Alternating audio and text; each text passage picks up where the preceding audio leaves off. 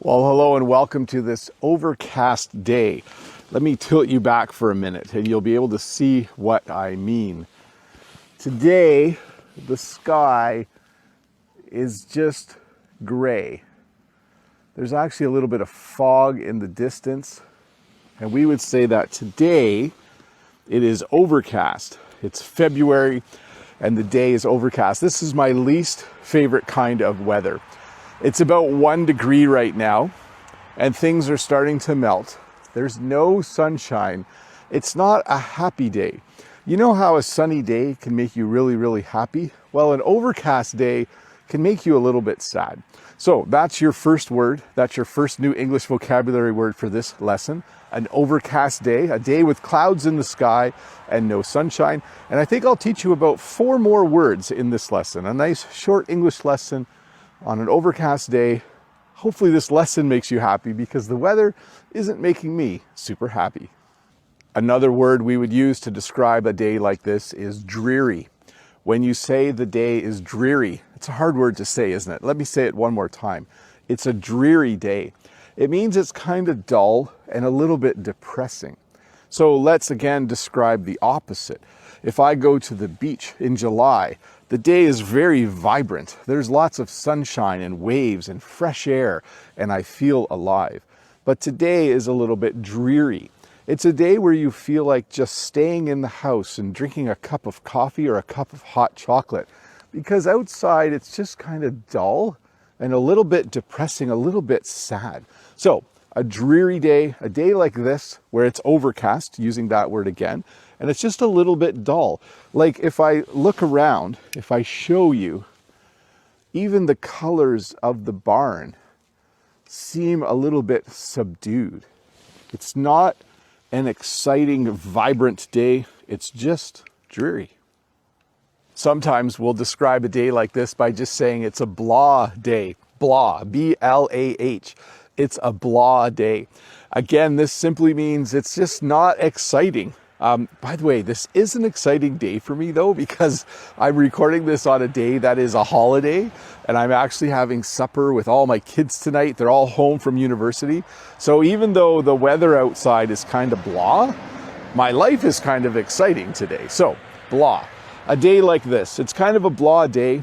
This kind of day doesn't give me energy to do things.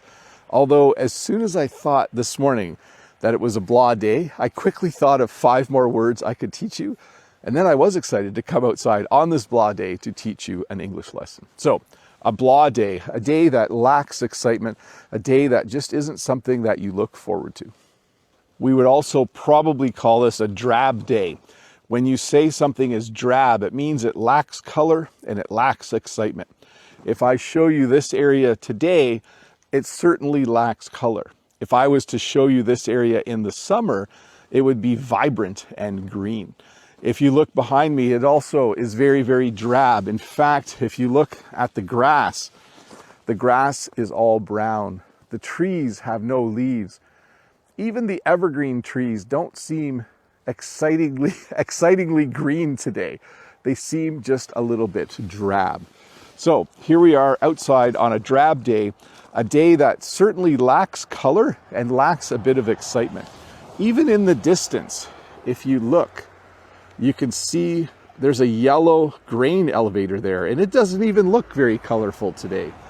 I think we need the sun to come out and everything would look a lot less drab. So in English, a very common way to describe a day like this, a day where it's overcast and where it's just dreary and drab, is to just say it's miserable. It's a miserable day. It's actually starting to rain a little bit, a really fine mist.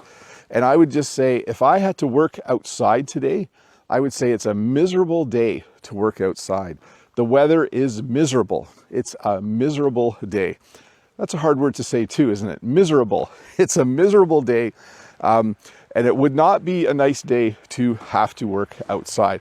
I'm always a little bit, I feel bad when I drive on a day like this and I see people who have to work outside. I have a lot of respect for people who are able to work outside in miserable weather, fixing things, building things, and doing all the things that make our lives a lot more comfortable. So It's a miserable day, but thank you to all of you who have jobs where you work outside in miserable weather on a miserable day to make life happen.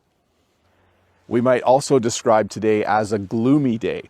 When you say a day is gloomy, it means it's not very well lit, but it also is kind of talking about how you feel. It usually means you feel a little bit sad or unhappy.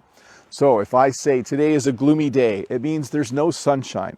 But it also means I myself, because of the weather, because it's a gloomy day, don't feel super excited or happy about the day. So when you say a day is gloomy, it means it's overcast, it's not well lit, and you're feeling a little bit sad. And again, the best thing to do then, especially in the winter in Canada, is to go inside, have a cup of tea or hot chocolate or coffee, have something hot to drink, and maybe sit and talk with someone on the phone or in person, and I'm sure your day will get better. We might also use the word glum to describe how we feel on a day like this, or to describe the day itself. If I was to say to Jen, I'm just feeling glum today, it's overcast outside, it's a dreary, drab day, and I don't feel like doing anything. When I use the word glum, it simply means I'm unhappy, usually because of how I'm feeling, but possibly because of the weather. So today is kind of a glum day. It's kind of a dreary day. It's very drab out here. The weather's a little bit miserable. A lot of negative ways to describe a day like this. Well, thank you so much for watching this little English lesson where I was actually a little bit happy while talking about a day where I thought I was going to be unhappy because of the weather. But then I had this idea for an English lesson and I got a lot more excited and a lot more happy.